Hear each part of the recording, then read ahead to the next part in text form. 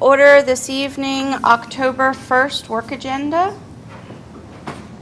Let's start out with a roll call this evening, please. Thank you, President Sokolowski. We'll note for the record that Councilmember Shimoleski is absent. Councilmember Cerna. Here. We'll note that Councilmember Barton is absent. Councilmember Elam. Here. Councilmember Fry. Here. Vice President Kingsley. Here. President Sokolowski. Here. And Mayor Aronson. Here. Thank you. Thank you. All right, as a reminder, let's put our microphones on when we're speaking so people at home can actually view and hear us in our conversations. Brittany, before we get started, did we receive any public comment prior?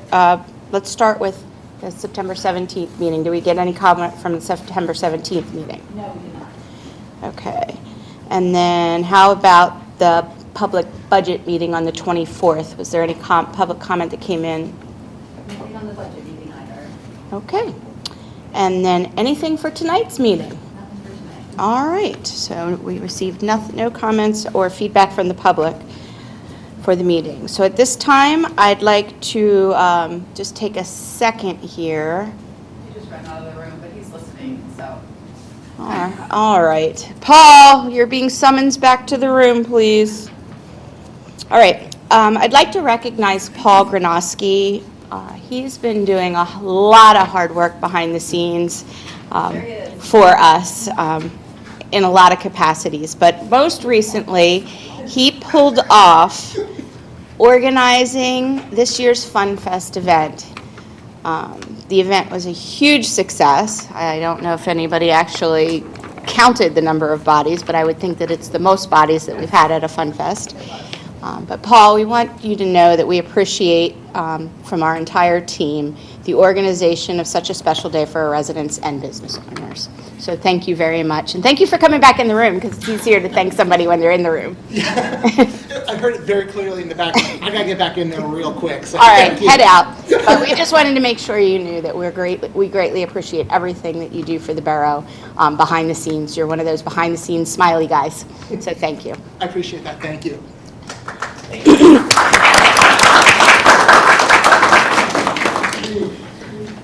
All right. Well, it's time to do business. So tonight we're going to start on the amended police civil service regs and the proposed file civil service regs. Mike McAuliffe, Miller, and Eckert Seamans. Would you mind coming up to the podium? I am here. Go. I'm here, and hopefully you can hear me. It's a newfangled microphone. My name is Michael Miller. I'm a partner in the law firm of Eckert Seamans. I have my office in Harrisburg. We have offices in Philadelphia and Pittsburgh, and it's a privilege to work with Steph and Brittany and Tim and Steve and Megan and your police chief on the civil service rules and regulations. I also, and be, I guess, followed by Zach Williard, also from the 717 area code, so I guess we're just migrating all down here all at once. So could have carpooled. Yeah, could have carpooled. I guess that's true. Without being pedantic, the borough is required to use civil service for hiring and has been since the 50s as part of the borough code. That applies to all paid police officers as well as to paid fire if you have 3 or more regular paid fire or paid police officers. The borough has been, I think, somewhat in the forefront of dealing with paid fire, because that is a reality that most boroughs in Pennsylvania are going to have to address.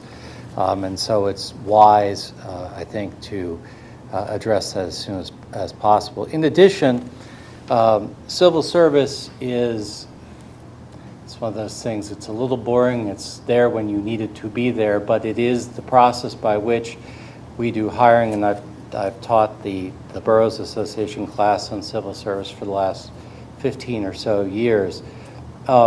Civil service is a merit hiring process. It's designed to identify good candidates and kind of take politics out of hiring individuals. It creates a rubric in the system and a set of rules by which we hire. You've had police civil service, I'm sure, for the last 30 or 40 years. So the team here in the administration, the chief, we did take a look at the civil service regs and did, let's call it a tune-up, addressing the requirements for hiring and making sure that everything that was in the Borough Code, which is fluid, was represented in the civil service regs, and I thank the chief for the help on that. And so you will see in your packet, and eventually we will deal with police civil service regulations. I will also say this, and I think it's important to note, this has been the most challenging period of time in the last 30 years that I've practiced to hire public safety, but particularly police. And so addressing your civil service, adjusting your rules and regulations, adjusting your hiring criteria is going to be more regular than it used to be. You used to be just to be able to put it on autopilot and deal with it. That's just not the case anymore. Many municipalities are changing the passing score. They're changing whether or not you get a college degree, whether you have Act 120, to reflect what you need to do to hire individuals. So that's the police civil service. We also worked on the proposed fire civil service regulations. Those are all new. We built those from the ground up and worked closely with Steph and her team, as well as the chief, to make sure that we reflected both what criteria we wanted to have with firefighters, since you're going to a paid department, as well as reflecting the right ranks and the experience that you need to be hired into each one of those ranks. And so we'll probably end up doing that in kind of a two-tier circumstance. We will adopt some temporary regulations, hire your command staff, and then recommend that we adopt permanent regulations. The way it works is you will adopt an ordinance which sets up your civil service board. That civil service board by statute has to be staggered in terms, and the ordinance provides for that, as do the temporary regs. And then once your command staff is hired, the Civil Service Commission will likely adopt a set of permanent regulations. Both the revisions to the police civil service regs as well as the temporary and the permanent fire regs will come to your approval after they're appointed or after they're adopted by the Fire Civil Service Commission. That is the way the statute works. They adopt new civil service regulations, comes to you for approval. When both of you adopt it, you have a new set of regulations by which hiring is done. We've taken a pretty good look at the civil service rules. They are very similar to the provisions in the Borough Code that deal with police civil service. And what you see here is reflected in best practice for what you have. So theoretically, if everything goes as expected, you will adopt the ordinance which sets up the civil service. They will adopt a set of regulations that will come to you. You will also approve the police civil service regulation kind of renew or refresh, and you will have, those bodies will be able to hire, and then ultimately you'll be able to recruit, retain, and hire off of a list, as civil service requires, paid fire as well. And so that is the plan. That's what we've worked through for the last couple months, and I think we're in the place, in a position to move forward. So again, my thanks to Steph, to the staff, to Brittany for being bombarded by emails and getting the document in good shape. Great. Council, the first part is, do we have any questions related to the fire or the police regs that were discussed tonight and that you got in your uploads? Okay. All right. Hearing no questions, there's no vote on the regs. We'll move into authorizing the advertisement then of the amendment for the fire services ordinance. So I think, Michael, you talked about both of those in your kind of presentation. Do you have anything else about the fire service ordinance? All the ordinance that you're asking, we're asking you to advertise does is amend your existing ordinance to set up the commission, provide for alternate members, which is important these days, and then empowers them to adopt a set of rules and regulations, amend them, and so on and so forth. A word about that. Civil service was originally drafted, again, in the 50s when your police department was kind of like It's a Wonderful Life, you know, Bert, the police, and Ernie, the taxi driver, and so on and so forth. It's gotten more complicated. We now have to have a quorum of 3. You have a 3-member civil service board. Everyone has to be present. And again, civil service, when it started out years ago, was the rector of the church, the superintendent of the school, and other, you know, kind of the usual suspects. That's changed, and so I think the borough is smart to draft this with 3 members plus alternates, because in a time of soccer practice and things like that, you just can't get everyone to a meeting at the same time all the time, and so alternates allow you to continue to move the business forward and still have a quorum. And so that's how it's drafted.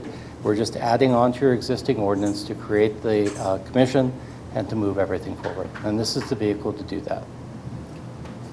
Any questions from council related to the ordinance amendment? All right, this one I will ask for a motion. It's a motion to authorize advertisement for the amendment to the fire services ordinance. I'll make that motion. I'll second it. I have a motion and a second. All in favor? Aye. Aye. Anyone opposed? Motion carries. Thank you very much. Ladies and gentlemen, if I could be excused, I started the day at the City of Lebanon, and I love democracy, but I've had a lot of democracy today, so. Safe travels. Good night. Thank you very much for coming in. All right. Moving right along, we'll go into the discussion on our future financing options for our capital projects. So looks like we've got the whole PFM team here. So Zach, are you taking the podium here? Garrett. Derek's going to take the podium. But that's All a good right. segue. So we do have a lot of suits here. So with me tonight as well is Zach Williard, Dan O'Brien, and Cole Thayer. Again, pleasure to be here this evening. I'm going to try and be brief. However, to the extent you have questions, again, please feel free to interrupt me. Moving to page 2. I guess I've got the controls here. So moving to page 2. This is our standard interest rate chart, right, like you all have seen before. Not a lot to really update you on this page other than over the last couple weeks, the markets have been relatively stable. You know, the Fed reduced the short-term borrowing rates by 25 basis points, just like was expected. The expectation continues to be that they will continue to reduce short-term borrowing rates throughout the rest of the year. But again, the important thing to remember is whatever the Fed does, that affects short-term borrowing rates. When we look at long-term financings, look at long-term borrowing rates. This graph is a graph of the 10-year tax-exempt equivalent. I'm referencing the bottom chart when I say this. But again, over the last couple of weeks, general market has been relatively stable, at least in our tax-exempt municipal bond market. Page 3, a lot of words going on in this, so I'll try and summarize here. Obviously, we're here presenting the long-term financing plan of the borough. The projects that we're looking at financing kind of over the next several years are listed in the top table.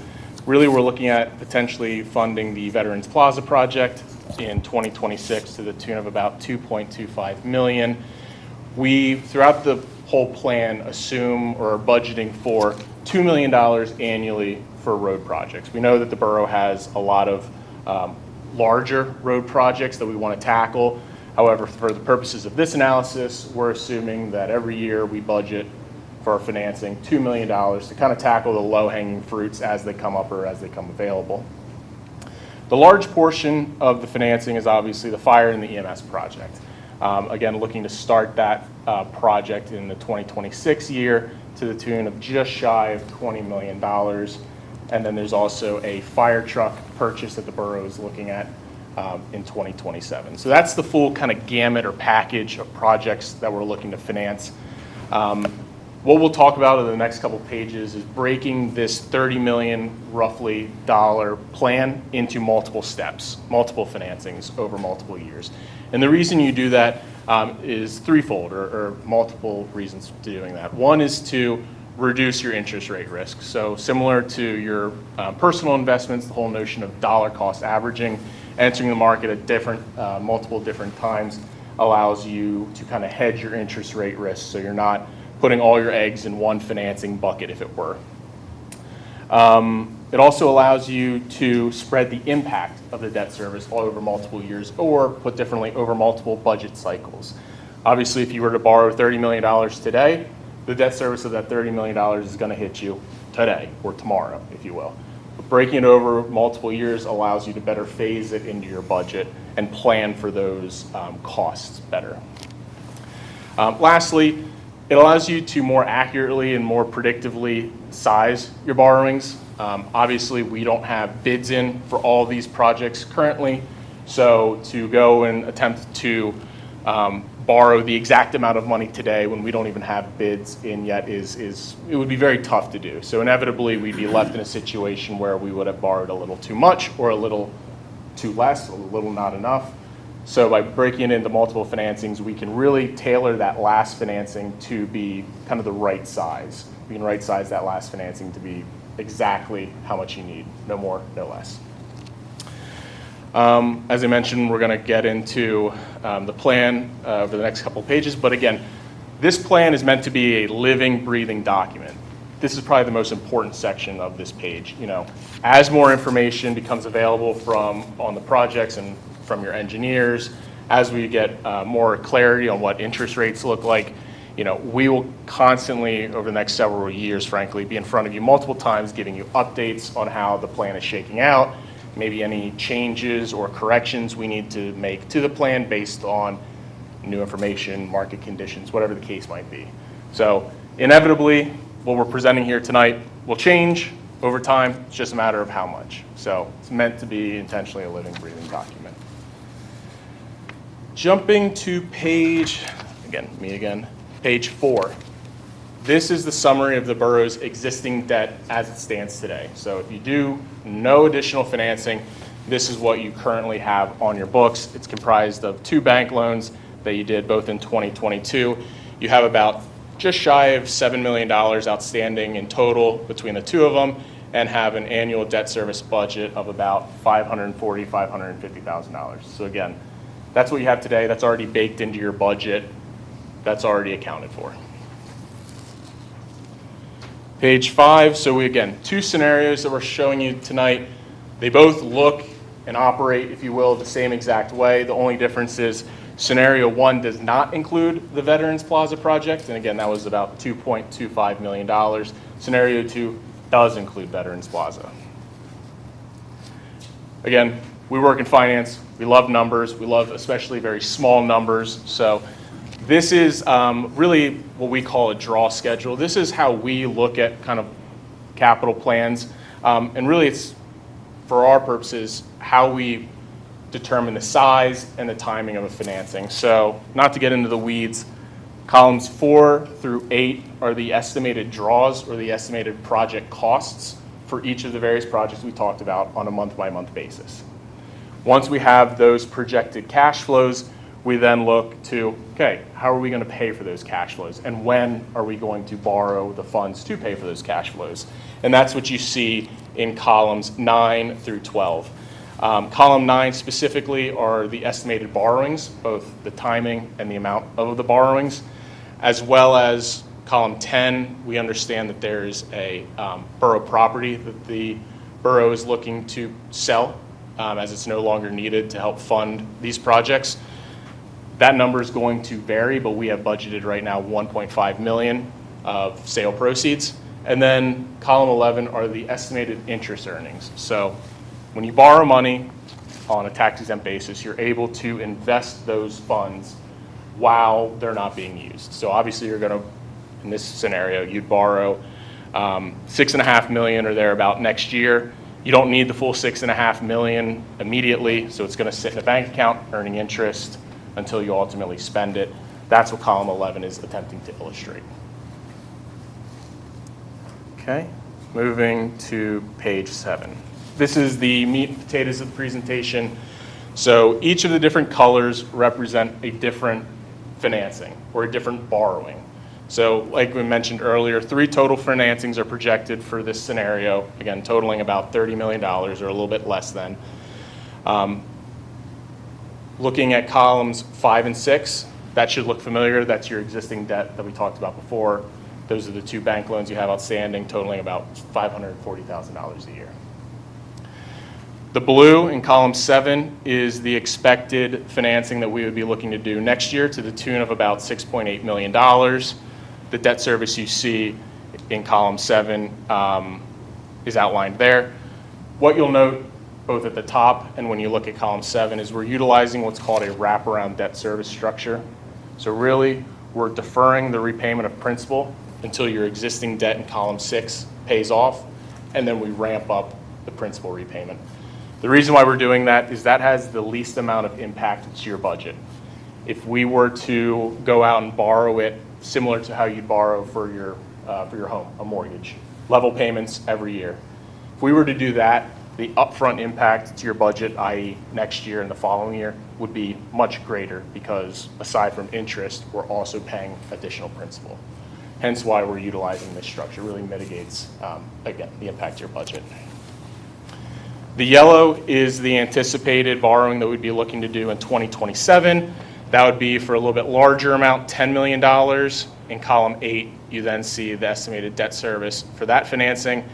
And then in the yellow, or excuse me, in the red, you have the final borrowing in the estimated amount of $10 million in 2028 in the estimated debt service for that. And when you take column 6, 7, 8, and 9, you're left with column 10. So column 10 is the net debt service estimated after all $30 million or thereabout is issued, plus your existing debt service that you have in column 6. And what you'll note is you level out at about $2.25 or $2.26 million a year. Knowing that, we have some reserves available to use here at the borough, we assumed in column 11 you use some amount of your existing reserves to better phase the debt service into your budget. So when you take column 10, factor in the estimated reserves that we plan on using, in column 11, you're left with column 12, and then the millage impact of this plan is listed in column 13. So you can see the total millage impact of this whole plan is about 2.14 mils. I'll pause there. Any questions on this page? Comments, concerns? Okay. Hearing none. Again, keeping with the theme of a lot of numbers and small numbers, this is just a borrowing-based calculation that we included to basically prove, if you will, that this is within the borough's financing capacity. Not to belabor the subject, but under Pennsylvania state law, boroughs, municipalities are legally able to borrow up to a certain point. And that point is determined based on a formula. And that formula is you look at the preceding 3 years' revenue, and that is specifically reoccurring revenue, so excluding non-reoccurring revenues. The average of the last 3 years' revenue multiplied by 2.5, that gives you your total borrowing base. We then have to deduct the existing principal, the existing debt you have outstanding. So the main takeaway is when you do all that and you look in row D at the bottom there, absent at the end of this financing, when everything's said and done in this scenario, the borough would expect to still have $18 million of legal borrowing capacity remaining. We wanted to point that out to, again, prove that you're within your legal limits to borrow, as well as knowing that there might be future projects. Again, we talked about road projects. There might be additional projects, 3, 4, 5 years from now. So making sure that you're not kind of maxing out your credit card, for lack of a better word, today at the expense of, future projects or future needs. This hopefully puts your mind at ease from that perspective. Scenario 2, again, I'm going to breeze through this. Again, in this particular case, we're adding in the Veterans Plaza project for next year. When you look at the same exact page, the only difference is step 1 is obviously a little bit larger, so instead of around $7 million, the borrowing projected for next year would be closer to $9 million. And when you look at the far left, or excuse me, far right in column 13, the estimated millage impact is about 2.34 mils as opposed to 2.14 mils. So the addition of the Veterans Plaza adds about $200,000 of debt service to your budget, or about 0.2 mils in total. Again, page 12, this again, you still have plenty of borrowing capacity remaining, even if you include the Veterans Plaza project. And lastly, our tentative timeline. So obviously, this is just informational purposes this evening. I believe at your November 19th meeting, there would be an authorization for us, the financing team, to proceed. That doesn't obligate the borough to do any financing or really execute any financing. It's just an informal nod for us to get the ball rolling, scheduling a call with the rating agency, getting some documents prepared, working with Steph and her team to draft those documents, et cetera. And then looking at a parameters ordinance at your January meeting, and then tentatively pricing the bonds February of 2026 and settling on the bonds in March of 26. And again, settlement pricing would be when the interest rates are locked in and the debt service and cost of the financing is known. March settlement is when those funds would be sent to your accounts and would be able to be used towards projects. Any questions you might have? I know I rattled off a lot this evening. Hopefully I was brief. Council, have any questions? I do have a question. Can you remind us why, if we have a decent number of reserves in cash, why we would go the borrowing route versus using our cash? Good question. So we always like to think about it from a few different folds. One being credit ratings, right? If you ultimately ever need to borrow, you need to obtain a credit rating, at least if you enter the bond market. And while the rating agencies won't come out and say it explicitly, having those reserves available is a crucial point or a crucial aspect to maintaining and achieving the best possible rating possible. So similar to your credit score, right? The better your credit rating or the better your credit score, the lower the interest rate you're able to get, and then by extension, the cheaper the borrowing is. So, you know, us and the financing team, we're not opposed to, again, the borough using some amount of cash towards some of these projects, but I think we want to be strategic on how you utilize those reserves. For example, we've talked about using some amount of reserves to phase in the debt service so it's more evenly spread into your budget. I think the other thing we would look at is as we get closer to the second and third financing, I think that's when we would look more closely at utilizing those reserves. The reason being is we kind of would like to protect those reserves so we can get through the first financing, maybe the second financing from a credit rating perspective, get those lower interest rates, and then once the plan is 2/3 completed, then we can look at the third financing and say, gee, do we really need to use $10 million? Maybe we contribute, I'm making numbers up here, $1 million, $2 million of our reserves to downsize the borrowing. Similarly, as I understand it, there are other kind of capital needs throughout the borough that maybe would be, what's the right word, more appropriate for you to use those reserves for. These are long-term financings. If we're looking at a fire and EMS building, that's a 30, 40, 50-year asset. So trying to, match the length of the financing with the length of, or the useful life of the asset is typically a prudent thing to do. Does that answer your question? It does. Does depreciation play into any of this, of assets, as the time goes? Not from our perspective. I think what you might be kind of getting at is what I had said earlier is your bond counsel, Obermeyer, is going to be looking at us and making sure that whatever financing we execute, term length-wise, in this presentation, all the financings are 25 years. They're going to keep our feet to the fire, making sure that we're not financing any projects longer than the useful life of the project. And I think the example, I always use is, most people don't go out and finance their, personal vehicle over 20 years, because realistically, the vehicle's not going to last 20 years. So,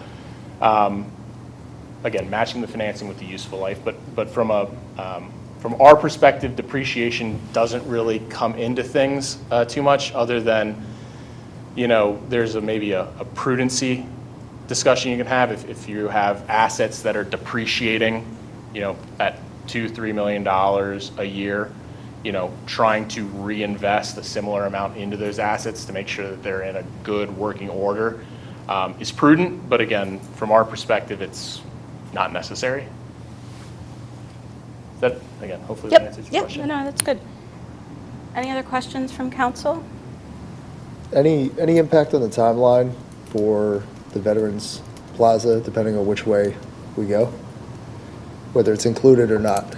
Does that push the project back timeline-wise? We're not pushing the project back, so what we would be doing is, at your budget meeting last week, we discussed approving the utilization of cash reserves for that project and earmarking them in the budget. Okay. If you were to go with PFM's recommendation where you finance that project, we would be financing whatever portion is applicable based off the timeline of the project. So the project's green-lighted, it's going. We're going to keep the cash in the budget as is and approved at the budget meeting. PFM will do their work to, if you want to go with their recommendation and include that Veterans Plaza project in their financing strategy, then they will work on that. And if the timelines line up, then we'll start utilizing those funds for that project. But if we need to utilize cash prior to that, we will, because it'll be built into your budget. So you'll have additional debt service included in your debt service fund, but that $7 million we talked about last Wednesday for your capital will remain in your budget so that it's there should you need it. So Okay. it's really going to be, we're protecting that project and it's moving forward. And Garrett and his team will take whatever direction you give them and go to work so that the both are kind of lining up at the same time. Okay. I'd like to talk about millage for a second.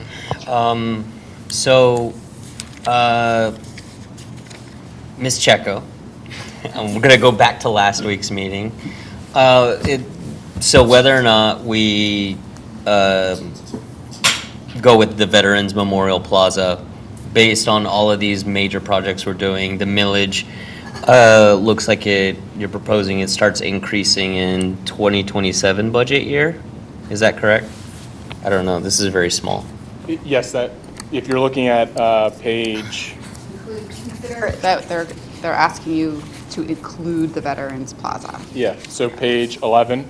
Yeah. So yes, so that's one of the uses of the borough cash. So the direction, if you will, was let's use enough cash so that, because knowing that you're in budget season now, let's utilize enough cash so that the 2026 budget is basically unch, right? So to your point, assuming that's the case, then yes, the first impact to your budget from a millage perspective for this financing plan would be in 2027. Correct. Okay, and so then that 2.34 is going to be spread over 3 years as opposed to hitting all at once. That's correct. So just for, I guess, maybe everyone's benefit since it's small, so we're estimating about 0.9 mils in 2027, 0.9 mils in 2028, and then about 0.5 mils in 2029. Again, that's as of today. That could probably be smoothed out and extended longer, maybe into 4 years if need be. But again, all the more reason, living, breathing document. Okay. But yes, it will be spread, point being, regardless, it will be spread out over multiple years. Okay. And Ms. Checo, what's our current millage? It is 4.5 mils. So, assuming it stays steady, well, Oh, we're going into 26. So then where would that put us at with Veterans Memorial Plaza?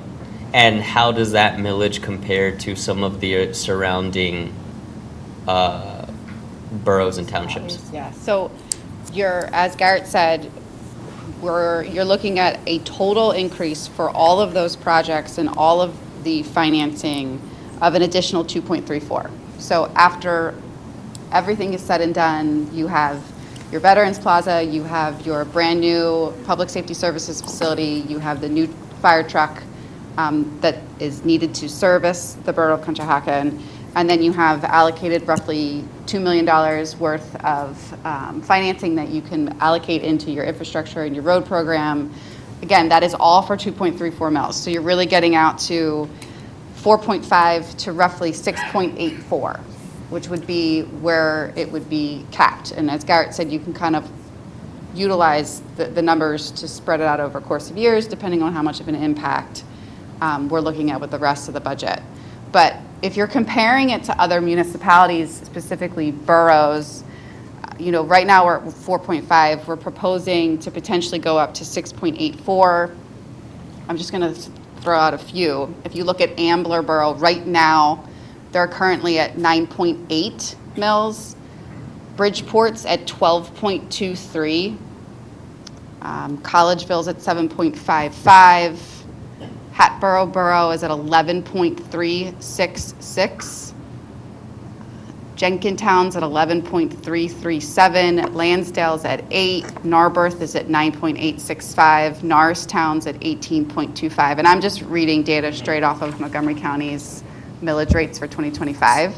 But you can see that our millage rate of 4.5 is low compared to those other municipalities. And even if you are raising your mills to 6.84 mils and you're getting all of those assets and services that you're going to be able to provide to the Borough of Conshohocken, you're still relatively low, even with that increase compared to surrounding municipalities.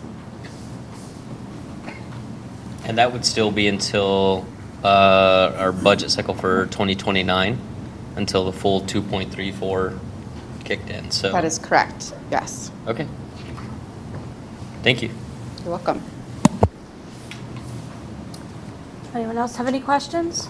You mentioned smoothing it out. You kind of touched on it as well. What are the biggest factors that go into the ability to actually spread that a little further out? Obviously, one is the budget. One is probably project cost, I'd assume. But what are those factors that would influence the ability to spread out the millage? Yeah, so I'm sticking on page 11. Yeah. So really that smoothing is largely going to, I don't want to say largely, but one of the big things that we can utilize, kind of the borough can, at its discretion, is the use of its cash reserves. So right now, again, on page 11, we're assuming you utilize about $550,000 of reserves to kind of get to where you are now in column 13. But if we were to use more reserves, we could further smooth that out and maybe extend it into a fourth year. So the total impact would still be the same, right? Your 2.34 at the end of the day is still going to remain the same, but it might hit slower or over more years from your budget's perspective. Does that help? So what we Yeah. talked about last week was, so the budget that we presented to you, we have excess revenues to expenditures. Yeah. We did get our insurance renewals, of course, earlier this week, and that's actually saving us roughly another $150,000 from the budget that we presented to you last week. So to Garrett's point, we can take, so if you had the $150,000 that was allocated to be in your general fund and operating, not going into 2026, but when the millage starts to hit in 2027 or subsequent years, you could take that millage that right now is assigned to general fund, and if you're not going to be utilizing it, if I'm in front of you again next year presenting excess revenues over expenditures, you can reallocate that millage that's earmarked for general fund and actually move it to your debt service fund, which would then provide more cash in your fund balance, which then can, smooth out or decrease the amount of millage that's going to hit in an applicable year. So there's strategy behind it, and that's why you have appointed a team like PFM, because they're a partner in this. And so if we're communicating to them, if you've approved a draft budget and I can say back to them that there's additional monies that can move in terms of mills to your debt service, then they can reallocate the plan. And so that's what's exciting about this, is that we can look at what the impact is going to be to the residents in particular, because that's always what we have in mind when we're looking in budget season. That's what we spent 5 hours talking about last week. And give them the feedback to then present a revised plan, just like the one you're seeing, while achieving all of these initiatives that are so important to the community.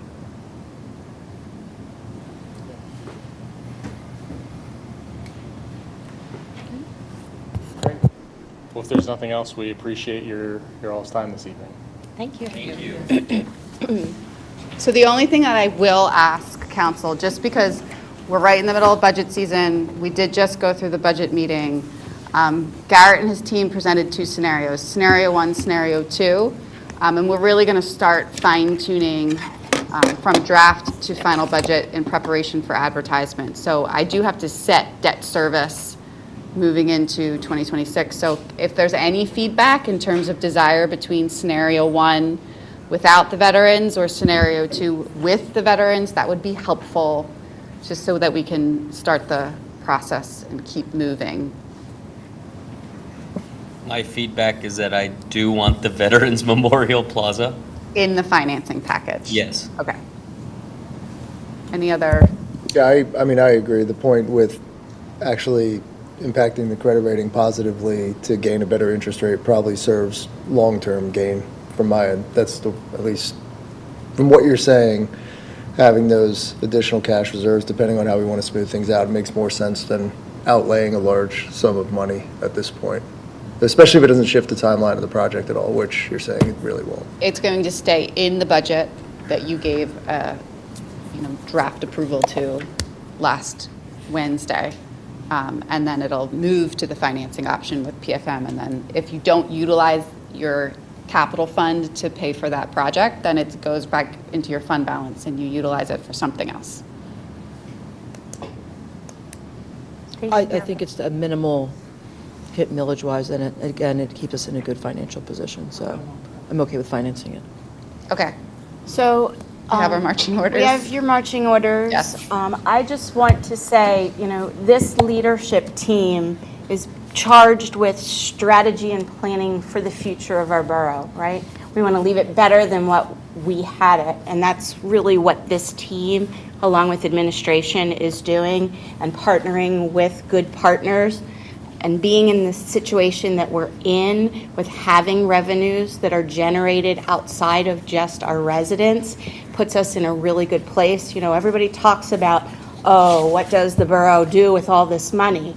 Well, if you listen to all these projects, we are reinvesting into the borough for the residents, for the programs and services that we can provide, making good business decisions in a strategic way long-term. So I would say congratulations to the team for doing that yeoman's work over the past couple of weeks with all the numbers, so thank you. All right. Awesome. We have our marching orders. Great. Awesome. All right. Thank you. Thank you, guys. We'll see if we can beat Mike home. Yeah, there you go. You can be excused as well. Thank you.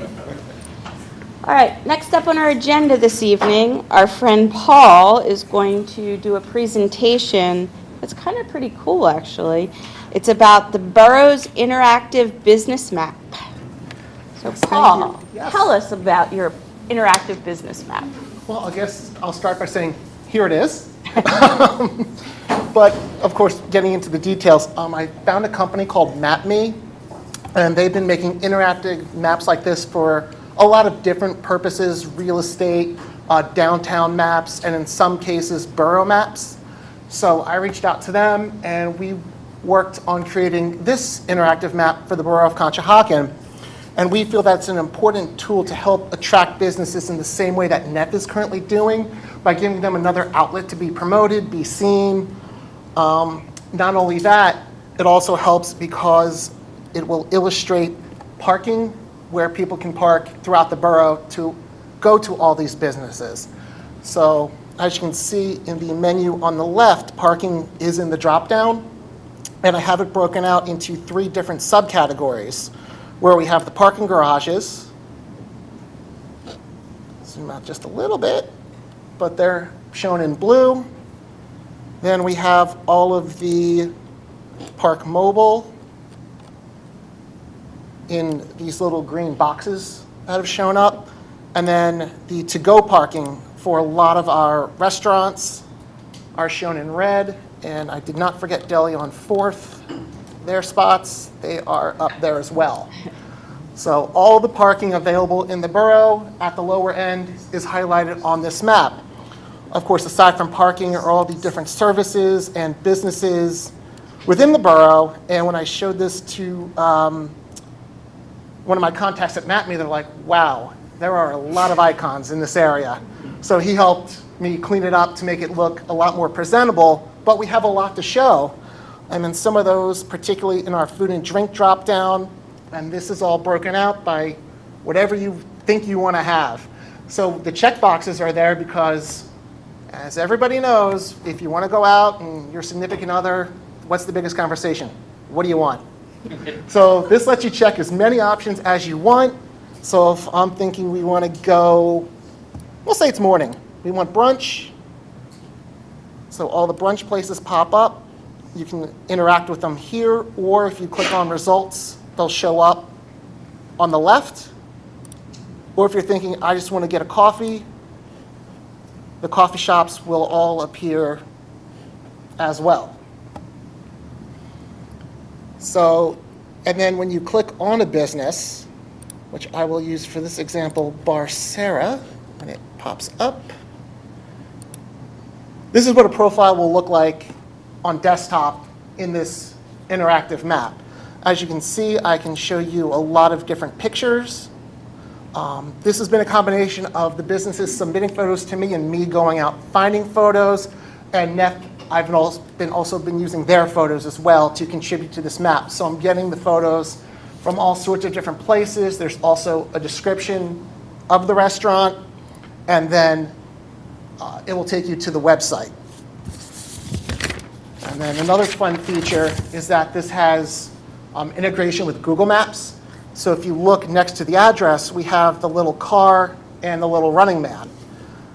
So I will show you a little demonstration of what this looks like on mobile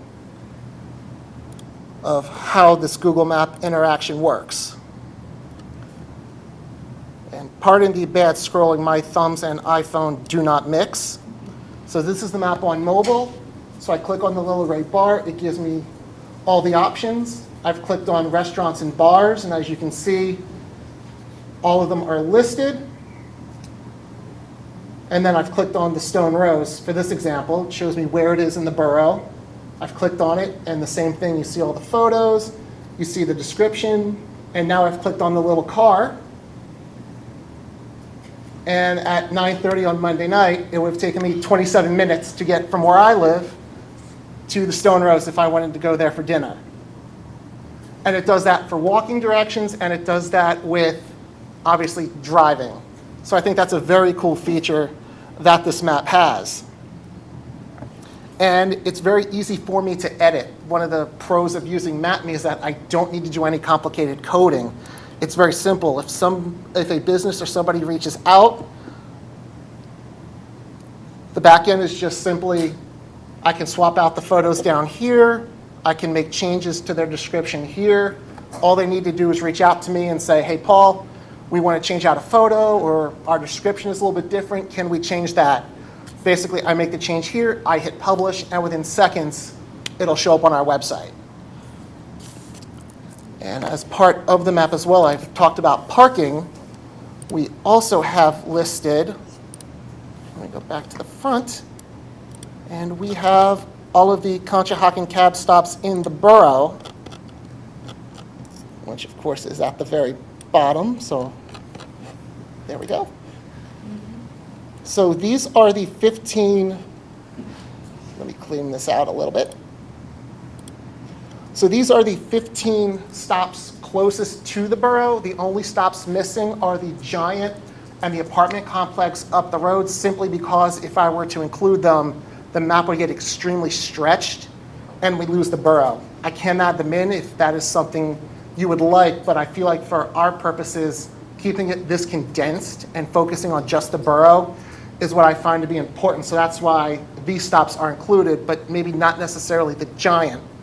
And if we ever make changes, or if we do make changes to the cab in the future, it's the same process you saw with wrapping paper. I can just swap by a couple of clicks, changing the Conshohocken cab stops in a matter of seconds. And as you can tell, this is actually embedded on our website already. It's on conshahockenpa.gov/map, and that will take you right to this page, and you can see this map in real time on your mobile device, or in this case, on a computer. And then the other thing I can do with this map is Google Analytics. MapMe allows me to track what locations get the most clicks, keywords used, visits, and shares from this map. And one other thing I did leave out that I'm going to work on with MapMe is their social integration, that for me to share the map, I'll work with Neth to push this out. And then I can include social media links to the businesses as well. So not only will we have their website, but I could ask all the businesses for their social media platforms and integrate those in as well. And then using this MapMe service, I can do multiple maps. So we have the main borough map. And then, for example, coming up, we have the holiday house decorating contest in late November. So what I can do is create a whole new map. It would not affect this, but I could create a map that shows where every entrant is, and they would submit their photos to me as part of the contest for this year. So you can get out and see the map, or see all the houses in the contest, or I'll have a map created like this that will show 4 photos of every entrant in the holiday house decorating contest. I can also create a map for events, in particular, say Fun Fest. I can create different zones on the map that show you, here's where the stage, and here's where we get rowdy. Here's where we go shopping for all the vendors. Here's where our food trucks are, and here's where the children's area is. So we can really break that out more to give people coming into the event a lot more knowledge of what they're getting into. So this company and this program really allows me to do some cool stuff, not only for the borough and the businesses, but with events as well. And we feel that this is a very important and innovative tool for our overall community affairs initiatives in the borough administration. Any thoughts? Our little borough is all grown up. This is awesome. I love this. The things that are part of the community that have been brought into this map are fantastic. I'm curious, so now that it's announced, has there been work with the local businesses? Like, do they know of the map, or is that like something there's going to be a big push for that? Yeah, so we've had some small business meetings earlier in the year where I kind of pitched this concept to them, and it received a lot of positive feedback in those business meetings. And I have reached out to a lot of those businesses that were in the meetings, so a lot of the content I have received has come from them. So they're definitely aware. I've shown them what I want their page to look like, so they've been very receptive in giving me photos and descriptions. So a lot of the, especially the small business owners, are very aware of this, and I've been very happy that this is coming. So Paul, it looks like you can embed widgets and things in there because you've got the Google Maps and things. Is it very restrictive on what widgets? Because would it be cool to have a link to Open Table where they could make their reservation when they went into that site? Like, oh, we picked this for dinner, and rather than going out to Open Table, we could just hit a link to Open Table, and I'm just thinking out loud. The other thing is maybe adding the train stations.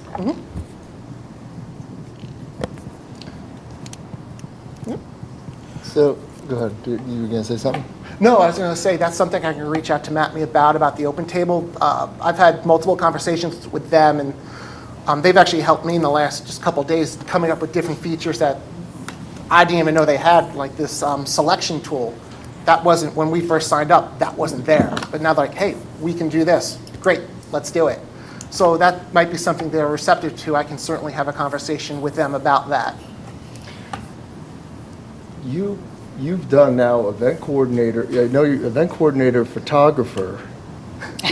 You've done video editing recently. Now you're getting into cartography, which is very amazing. Kudos to your varied talents here. But the event map is a fantastic idea to be able to link to that. And I'm curious, you mentioned that you had talked to Neff about it a little bit and had some ideas about pushing this out. Were there any initial concepts of how to push this out and get people to engage with it? Because this is one of those things that you see it and you're like, all right, this is cool, right? So take it from being cool to a position where it's actually of use for a large portion of the population. Do they have any initial thoughts on how that would play out or ideas for that? Neff has had some thoughts. I know internally, obviously we're going to use our website to our advantage, post a story about that. I also am working with our website provider to include it in the header of the website. Right now, I think it's just a matter of cleaning up our header to find a place to put this, so you don't have to dig through the website. So maybe instead of where it says pay online, we have Borough Map to make it more accessible from that standpoint directly on the website. Obviously, we'll do a big social media push, go to all the businesses, let them know this is out. Maybe give them a flyer, because I think one of the things I want to do is get a flyer in all the parks as well, since we have all the new signboards in all the parks. So I think it'll be just a lot of word of mouth. Might be slow at first getting it started, but once people start to figure it out. If I can make a suggestion here, if you can find Absolutely. any way to link a QR code directly That's to exactly this and what I was actually gonna put say. it somewhere Yep. that was visible, maybe trash cans, for instance, in some way, if we had those that had something on them that was easily reproducible, you could link it there. Yeah. Or a giant yellow cab. Any, Or a big welcome sign. Yeah. yeah, I don't know a creative way to do that. Obviously, we have Neff who's doing marketing, so it'd be something that I would throw out there to see what ideas could be drummed up regarding actually directly linking people to it, because going to a website just in general is going to be cumbersome for most people. So the easier and more, oh, what's this? And you just click it, you can see it, it directs it to it, it'll gain more engagement. So it's my only feedback, but great job. Something I want to point out about this is that, again, talking about the small businesses, I really love that this is a way that they can display their business without all the noise that's out there on, say, a review site like Yelp or even Google Maps, because by using that, often without knowing it, like sponsored results are pushed towards the top, or you're going to get results that are outside of our borough. So to promote the businesses specifically in our borough in a way that really showcases what they provide, and without necessarily like some random review for or anything along those lines, or even just because it's lower ranking than another restaurant. I really appreciate that we're giving them this kind of avenue to get their business out there. So thank you. You're welcome. Yeah. And one other thing is that it does clearly define the borough boundaries. So the borough itself is in blue, and anything out, because I know 19428 covers a lot of space, but this is our little slice of 19428 also highlighted as well. One question I have, and this might be answerable, it might not, and I don't know, I'll throw it out there. When Neff was here, did they mention anything about SEO, like search engine optimization for stuff like this relative to people in the area? Because the Proving Grounds over there has, You're in my head Hundreds, I tonight. know. I'm thinking the Listen, same thing. I'm- Proving grounds. I'm Let's just throw a little QR bit ahead codes of you. over there. the Proving Grounds has a ton of people there that are all with their kids and all have breaks in between games. Hundreds of people, because my daughter played there. So, and they're there every single weekend, and they're all looking for somewhere to take their kids to get something to eat. And they're all Googling restaurants near me or something just like that. So I don't know if Neff brought that up, and I don't know if I remember them bringing it up, but this is an example of if you can inject this locally into where the parents are, it's going to drive people into the borough, not out of the borough. Just I'm a even thought. thinking the Greater Valley Forge tourism. There's so many things we could do here. This is a culmination of kind of everything that we've presented to you in terms of community fairs over the course of the year. So you've met with NEF, we've met with the Proving Grounds, we've met with the Valley Forge Tourism Board. They've been here, they've presented to you. This is, the culmination, Paul, taking all of that information and giving you a tool and an asset that actually can reach out to those different entities.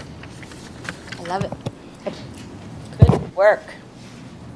Paul, just thinking about Ralph's comment about how we interact with websites nowadays, have we given any thought to reactivating the Borough app? We can certainly consider that. I was teaching a class today and trying to get my students to use Microsoft Word, and I actually couldn't use the word program. I had to say, you need to download the Microsoft app to get through to them. So it just got me thinking, especially with your comment, maybe we just have to, it's one of those situations where we have to meet them where they are. Definitely something we can consider for sure. All right, but it looks great. Thank you. Thank you.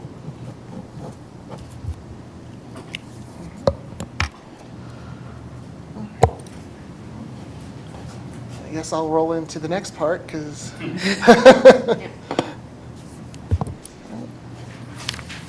Thank you, Shauna. All right. So the next part is the modified 175 anniversary seal. Of course, I'm breaking the presentation as we speak.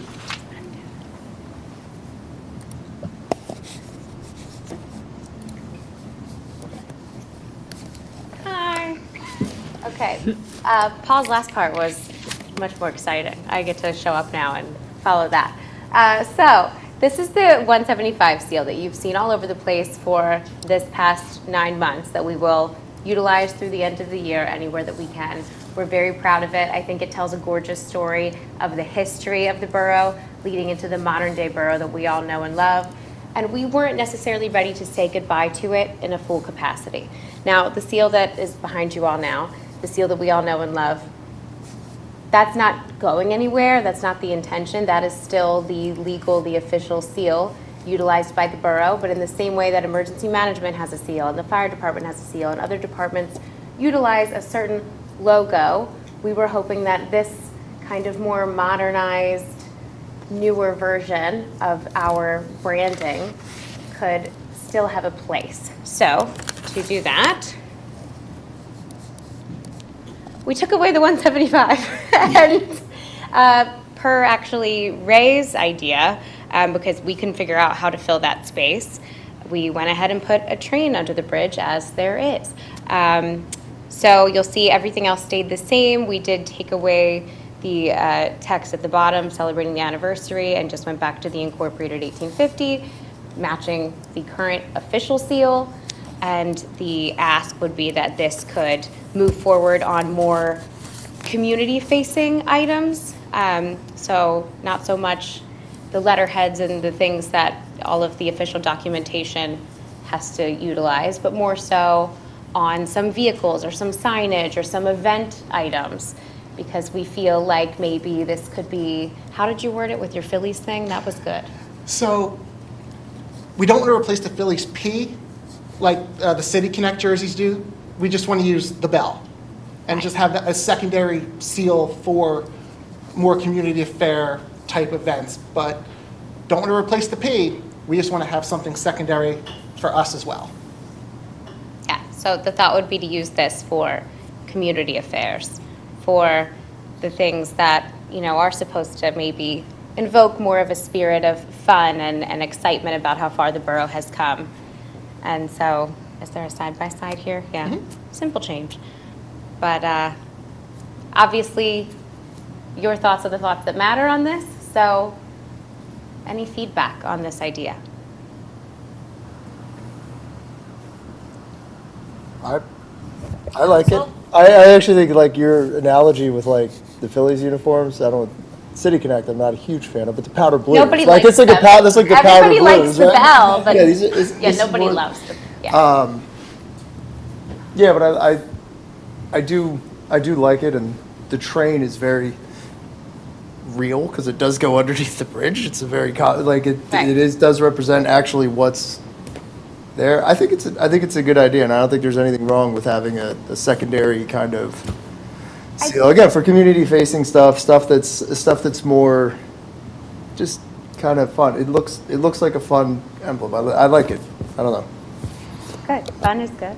If you think like, obviously this is, much larger scale, but if you think New York City, you have the Empire State Building, the Chrysler Building, the Big Apple, the Statue of Liberty, so many obvious logos that immediately in your head you know what you're talking about.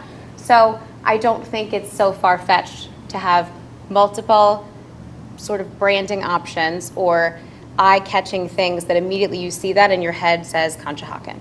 And nobody seemed to react poorly to the 175 seal. I think it was very well received. I think it tells a beautiful story, and it would be a shame, I think, to lose that now.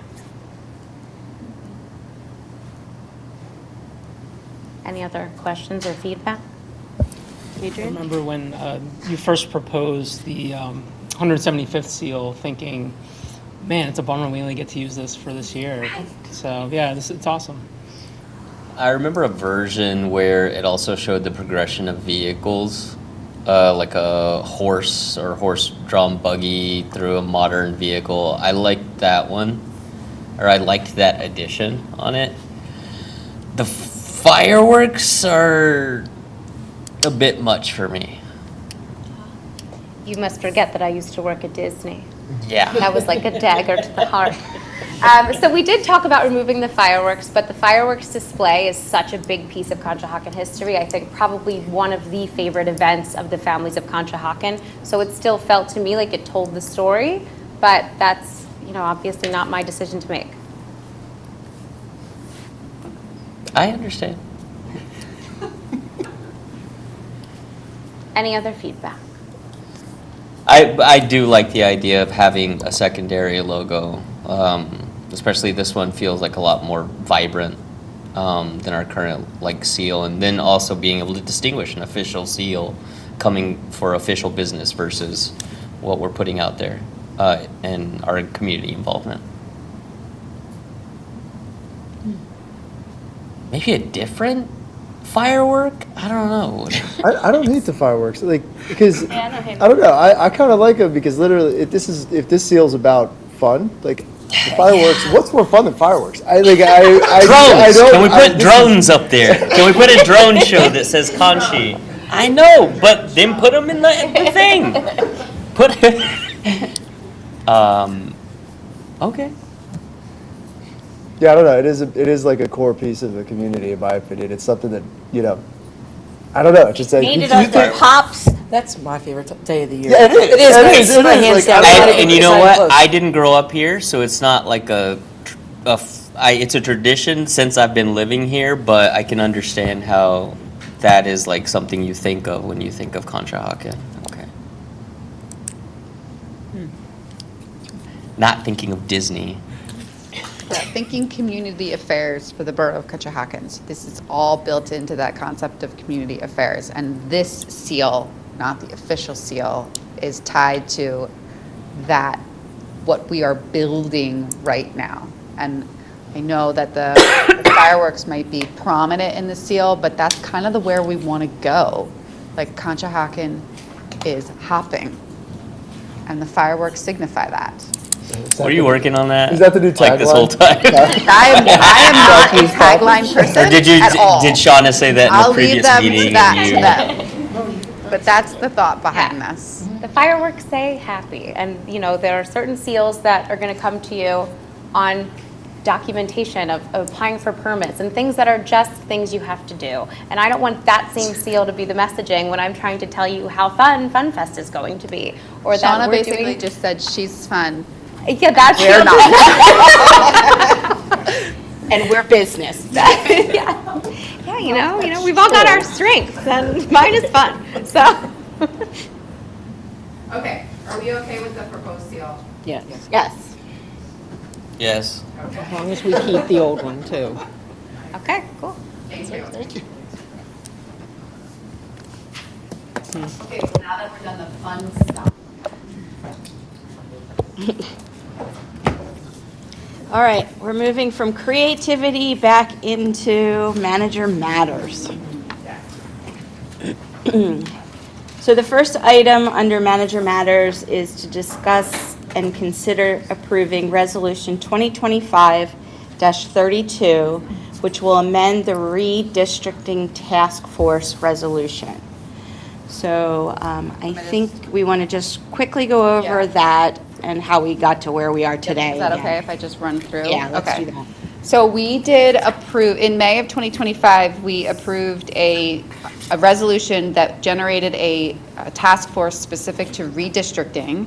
That resolution included a 9-member task force. It would be 1 resident or voter from each ward, so there would be representation from all 7 wards, and 2 council members. We did advertise the task force and accepted applications. However, we did not receive an application from wards 2 and 4. We feel we have an obligation to move this process along, and so therefore, administration is recommending that council consider revising the task force structure, which would require a revision to the resolution. So the proposal this evening is that the task force will now consist of 7 members instead of 9, and that those 7 members would be made up of 5 residents and voters. So it would just be 5 total from the borough, not a requirement to have 1 from each ward, and 2 council members. The other revision that was made to the resolution was that we had a date set for the task force to send proposed map revisions to Borough Council for consideration. That date needs to be pushed back because the task force has not come to fruition as of today. So the date is now May of 2026. If we can get it done prior to that, clearly we will try, but that date's going to be built into the resolution, and that date can move as well. So the composition of the redistricting task force in the resolution is updated. The duties of the task force remain the same with a slight revision to the date. And of course, the meetings of the task force will take place pursuant to all the requirements of the Sunshine Act, which is no change to the previous resolution. So we are asking council to consider this revised redistricting task force structure. In order to do that, we need you to approve the resolution, and then subsequent to that, we would go through the names of applicants that have applied to date and consider appointing them. And just for clarification, we have to do this because the way that we originally identified how we wanted to structure the task force, we did not get enough volunteers from every ward to be able to put it in that structure. That's correct. So the original structure in the resolution required 1 resident or voter from each ward, meaning you would have needed 7 total, 1 from all 7 wards. You did not get any applications from Ward 2 and Ward 4. So that original configuration does not work. Okay. And therefore, because you did not receive any volunteers from those 2 wards, we need to restructure so that we can appoint the individuals who did apply. Okay.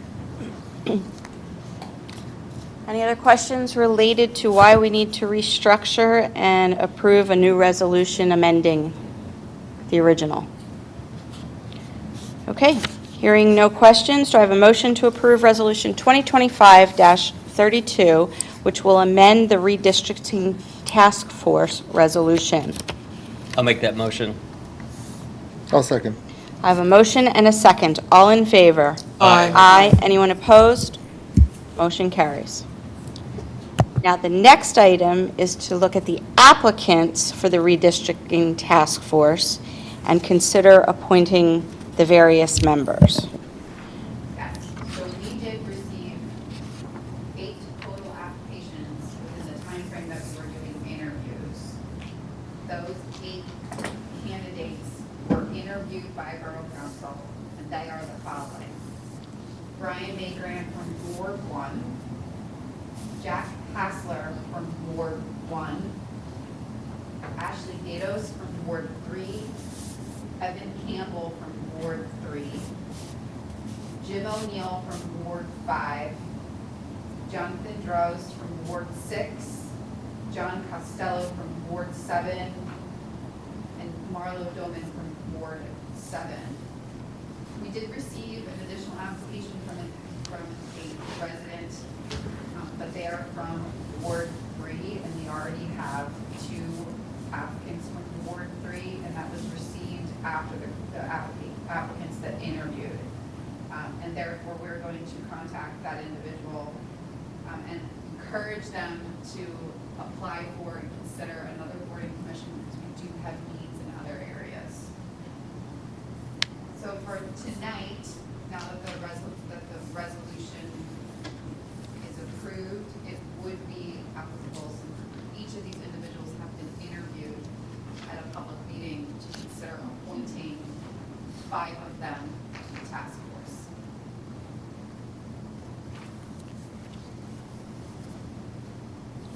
How would council like to do this? Would we like to go name by name to make a motion, or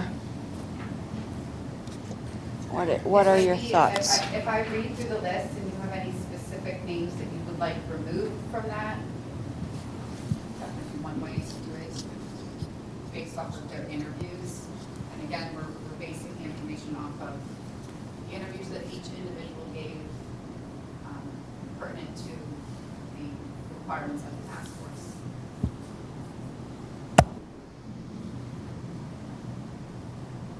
That's fine. Should we just read name by name and say yay or nay? Seems easy. Yeah. Okay. All right, so let's start with Brian Magrin. Do we have a motion for Brian Magrin? Yay? Motion, so what are we supposed to say? Just say yay. We'll do yay. We'll count our yays. I'll keep a list and then we'll do one motion at the end. Okay, yes, I would like Brian. Yes. Yeah. Yeah. Yes. Okay, I have yes for Brian. Next one up, Jack Hassler. Yes. Yes. Yes. Yes. Yes.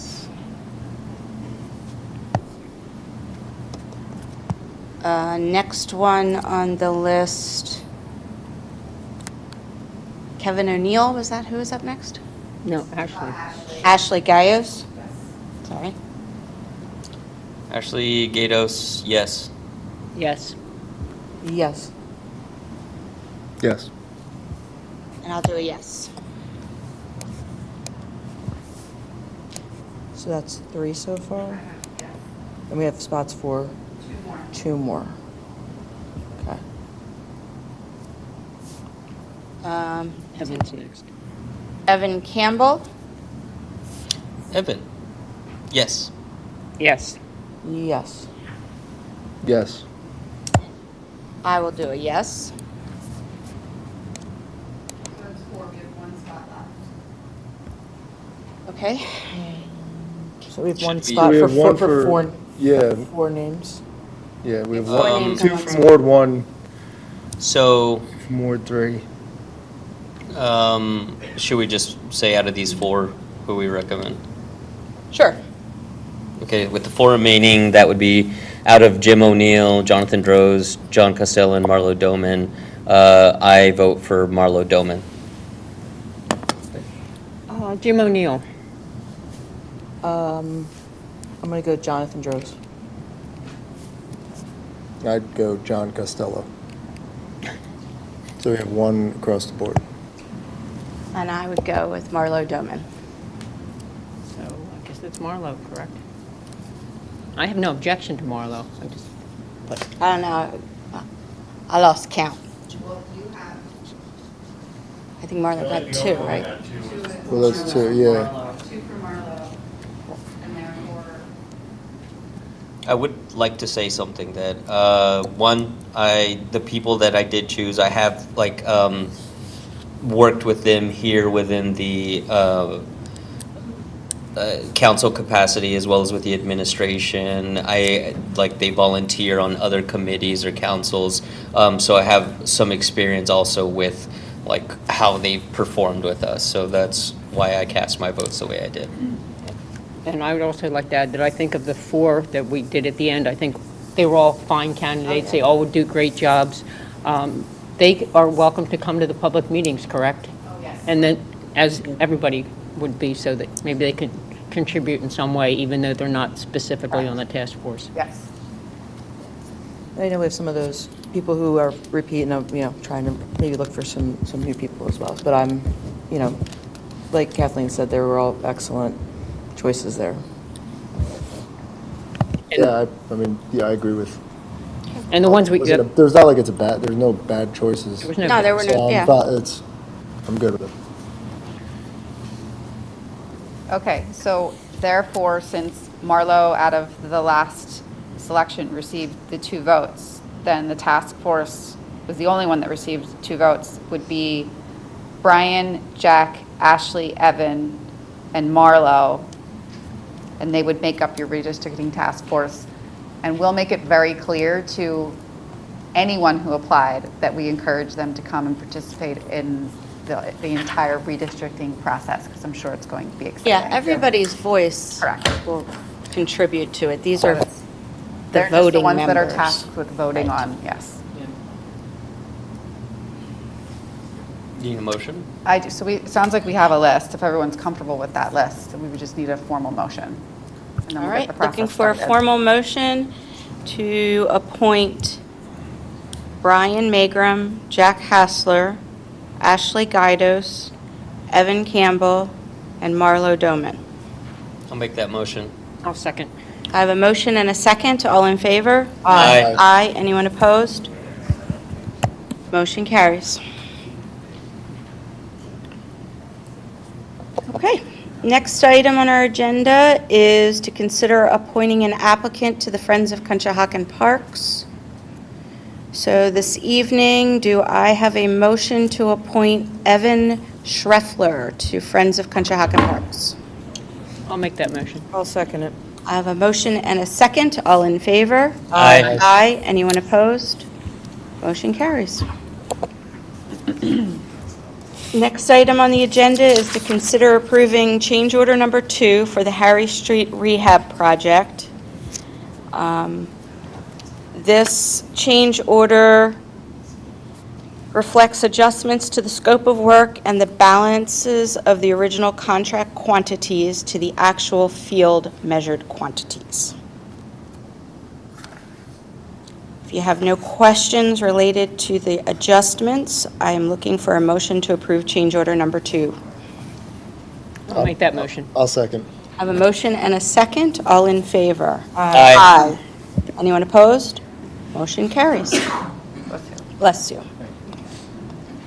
Next item on the agenda is to consider approving payment certification number 2 for the Harry Street Rehab Project. So that amount is $232,131.17. Looking for a motion. I'll make that motion. I'll second. I have a motion and a second. All in favor? Aye. Aye. Anyone opposed? Motion carries. Next item on our agenda is to consider ratifying change order number 2 for the Weinman Park Concrete Project. So change order number 2 for the Park Concrete Project is in the amount of $1,600. Looking for a motion. I'll make that motion. I'll second. I have a motion and a second. All in favor? Aye. Aye. Anyone opposed? Motion carries. May I say something real quick? I had a chance to drive by, and the work that the Borough crew's been doing down there in the concrete work, it looks absolutely fantastic, and I can't wait to see it totally finished. But I went down the other night after Frank talked about all the plants that they put in, and it really looks great down there. So if you haven't had a chance to go down and take a look, I would highly suggest that I to do went that. down there today. It Yeah. does look very nice. Yeah. Nice job. All right, next item on the agenda is to we're considering approving payment application number 1 for the Weinman Park Concrete Project. So that is, that's why I stalled there for a second. That's all right. We want to be sure. We're, We had a change order number 2, and now we're looking at payment application payment. number 1. okay. They're probably just out of order. I read them out of order. All right, so we're looking for an actual payment for the project, the full project, at $73,819.98. I'll make that motion. I'll second. I have a motion and a second. All in favor? Aye. Aye. Any opposed? Motion carries. Just to clarify why the numbers are out of order is because that payment application includes change order 1 and 2. So you approved change orders, and now you're including a payment application that includes both of those numbers. Okay. Gotcha. Glad you called that out because I thought I was going crazy there for a second. All right, next item on the agenda is consider approving 720 Springville Avenue Financial Security Escrow Release Number 7 in the amount of $143,903.63. Looking for a motion to approve. I will make that motion. I'll second it. Motion and a second, all in favor? Aye. Aye. Anyone opposed? Motion carries. Next item on the agenda is to consider approving a tuition reimbursement for Detective Bond for the 2025 fall semester, part of the collective bargaining agreement, in the amount of $1,365 plus the cost of books. Looking for a motion. I'll make that motion. I'll second. I have a motion and a second. All in favor? Aye. Aye. Anyone opposed? Motion carries. Next item on the agenda is to consider accepting the resignation of a zoning hearing board member. So I'm looking to accept the resignation of Rick Barton from our zoning hearing board following the December 2025 zoning hearing board meeting. Sadly, I will make that motion. And I will Second. second. I have a motion, a sad motion, and a second. All in favor? Aye. Aye. Anyone opposed? Motion carries. Can I ask a question? How long has Rick been on there? Over 20 years. Sad motion. Sad, very sad second. And Rick is leaving simply because Anita is also leaving her role in Borough Council, and I believe they're going to go run off and do some fun things together. I do hope they enjoy that Yes. time. Yes. They've served their community very well. And I know Anita isn't here this evening, but if anybody sees Anita this week, it is her birthday week, so make sure you stop by and say happy birthday. Birthday month. Her birthday week. All right, it doesn't look like we have anything related to department matters, so we will go right into our legal matters section. And it looks like we're discussing the following items regarding our reorganization of the Conshohocken Rowing Center. So, Mr. Peters, it looks like we have a few items that you want to talk to us about, the reorg. Yeah, so there are 5 documents, and obviously the purpose of them is to effectuate the borough's withdrawal as a member from the Conshohocken Rowing Center effective January 1, 2026. There are several documents, but the good news for Borough Council is that from your standpoint, most of them have only minimal involvement from the borough's standpoint. So I will just run through all 5 in order. Stop me if you have a question on any item in particular. The first is the second amended and restated Articles of Incorporation. Because the borough is withdrawing as a member and was previously listed in the Articles of Incorporation as a member, these amended articles very simply remove the borough, and there's not much more of interest or of note within those amended articles. The next are second amended and restated bylaws.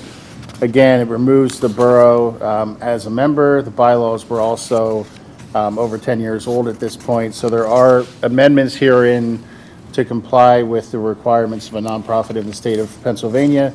But again, aside from the borough's removal, there's nothing in here that's of particular interest to Borough Council, aside from knowing that the borough is no longer a member underneath these bylaws.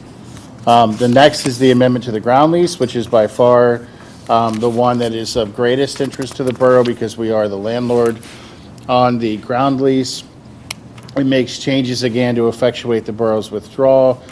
And then it also makes certain changes because when this was first done, The way that the schools, which built the boathouse, granted the CRC the right to be present within the boathouse was just a very broad, they granted them a license without any real specific terms as to what that license is. You'll see that one of the next agreements we're going to get to is a lease agreement, and that's for the physical boathouse, which sits obviously on top of the ground that the borough owns. So this amendment to our ground lease now contemplates that that lease agreement between the CRC and the tenant schools will exist. The term under the lease remains at 100 years, and that is specifically 50 years with one 50-year renewal. And the CRC lease, which I'll hit next, follows that, that timeline as well. It clarifies the obligations of maintenance and repairs, which are also set forth in the CRC lease, which again, I'll discuss in a moment. It fixes certain errors within the prior document to specify the size of the property that we're renting to them, which is slightly smaller than was originally contemplated.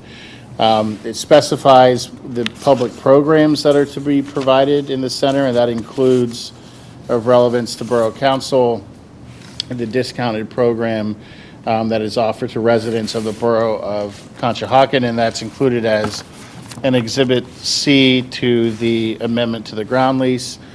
The lease agreement that's listed as item 4 here, again, is a lease for the actual building, the actual rowing center building. And now the two schools that constructed the building are more formally leasing it to the CRC. It acknowledges the ground lease that exists with the borough. It sets terms, so the initial term is 29 years. There's then an additional 29-year term, and then an additional 29-year term equaling up to the 100 years that are provided for under our lease. So that the option to renew expires on April 30th, 2113, to line up with the lease that the borough has for the ground lease.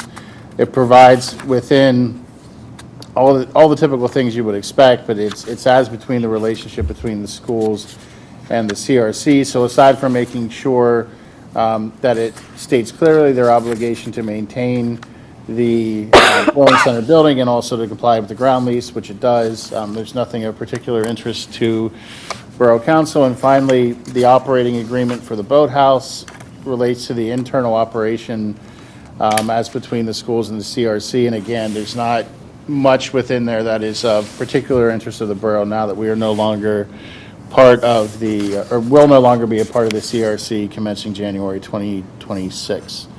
So those are the 4 documents. I'm happy to answer any questions you have or might have as you review them, but again, the borough's portion of this is relatively simple. Since it's, oh, go ahead, Steph. No, and the only other thing that will happen is there are just some administrative forms that will need to be executed in addition to these actual legal forms, and they're just a written consent of the members of the Conshohocken Rowing Center, and then also just a letter of resignation that will go to the Attorney General's office. So all of these required documents will be back on your agenda on the 15th. And at that time, Mike and I will request authorization to execute the documents on behalf of the borough as well, in our capacity as manager and solicitor. Any questions? I just want to say that although we're getting out of our joint venture partnership with the Rowing Center, there's still a very strong strategic business partner in the community and working very well with us to still give amenities to our residents. So we thank the CRC for being a part of them and continuing in our borough. They will still be a part of your recreational programming umbrella, and they'll still be included in your recreation activity guides that Lauren and her team send out. And we have a strong relationship with the board that will continue, so that recreational activity is unique to our community, and we will continue to embrace that. Just the organizational structure is changing. Thanks.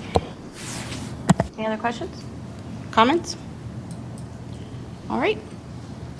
So no vote until the next time we see it in front of us. Okay? All right, moving on to council member and mayor matters. Okay. So I know we talked about this a little bit, but we had our council meeting before FunFest, so I wanted to make sure to thank our team here at the borough, Paul, and our whole staff, in emergency services, everyone that took part in the day. It was awesome. Could not have had a more beautiful day, and it was packed, and hopefully that's the model moving forward, if not expanded from some whispers. But thank you to everyone that makes that happen every year. It was a lot of fun. We also had last week our town hall with our state rep Greg Scott, and we talked about constituent services. And I think the message from me was I really had no clue all the services we offered until I took the seat and was here for a few years. So to be able to give it to residents all in one place was really fun. And then Greg Scott's office does so much, so just having him there to distill everything down with his team was really helpful. I actually learned quite a bit. And thank you to Shauna, who was on site here helping us to get through any technology issues we had. So, and thanks to everyone that came. It was great. I talked to Jackie Rocco this week, and she wanted me to mention that Hispanic Heritage Month is going strong.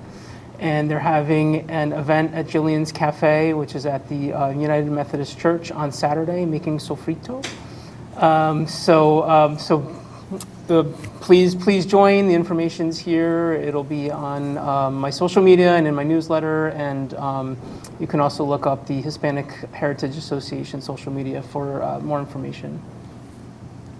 And then finally, we started this tradition last year, recognizing professional women within the borough. So I want to put out the call for October 15th, where we'll have a 2025 proclamation. So any female business owners, leaders, nonprofits, really it's a broad definition, broad umbrella. We want to celebrate you and bring you in and have you hear the proclamation, and then take a picture with all of us and celebrate you. So please join us. I'll be reaching out to many personally, and I know the borough is going to do some outreach. So hopefully we have a really fun start to our meeting next week. And that's it for me. Thank you. Ralph? Yeah, actually, I do have something tonight, and I probably should have said this at the beginning of the meeting, but I did have a resident reach out to me regarding the discussion on the Conshohocken cab that we had last week. Amazingly, she made it to the end of that meeting, watched the entire thing. Was definitely happy with some of the conversation about, expectations and metrics for it. And she also said, she's a senior, and she had said, regarding the bingo at the Fellowship House, and she had said she'd love to go there, but the reason she doesn't is because there's a limited amount of handicap spaces in there, and she worries that she won't get that space, and she needs that space. So one of her recommendations was to, those days, cater it around transporting the senior population to social activities like bingo. We have those here. It's an idea I'm putting out there that struck me as a very good one. Again, it's a starting point, and if it can be designed around, serving our seniors to help them be more social and actually have more activities, I think that's a very good starting point. So yeah, just wanted to share that, but Great, thank you. thank you. Days of the week is bingo. Is that just Mondays? Just Monday. Just Monday. And the cab isn't in service Monday or Tuesday, correct? Right now. Not now. I've had seniors say the same thing, and especially since it goes up 9th Avenue after a certain time, and maybe that could utilize that a little bit more.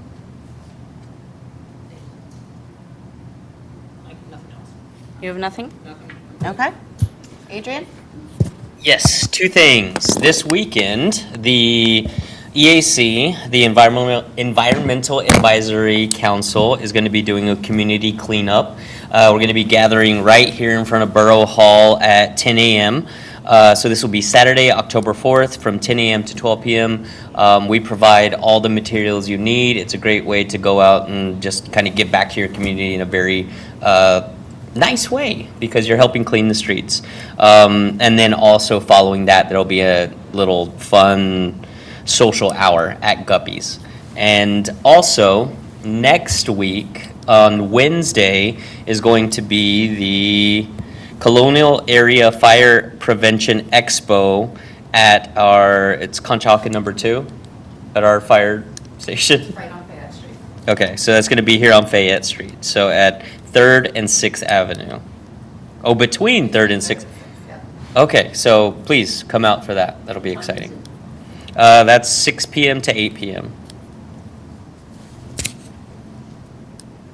That's it. Else? Okay. And then the Halloween parade and judging is a little earlier this year, right? It's mid-October, it's not at the end. It's October 18th. October 18th, okay. Yes, rain date October 19th. Okay, all right. All right. Since we went through ours, is there any public comment this evening?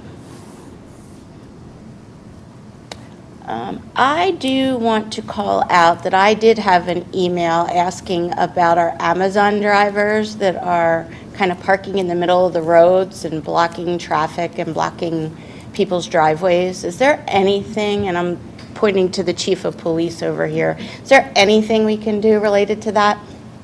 We did also receive that email, and I'm waiting for a response from our local Amazon hub to see if they can help us with that situation. Okay. All right, thank you. All right. Anything else? All right, hearing no other public comment, I will call meeting adjourned. Thank you.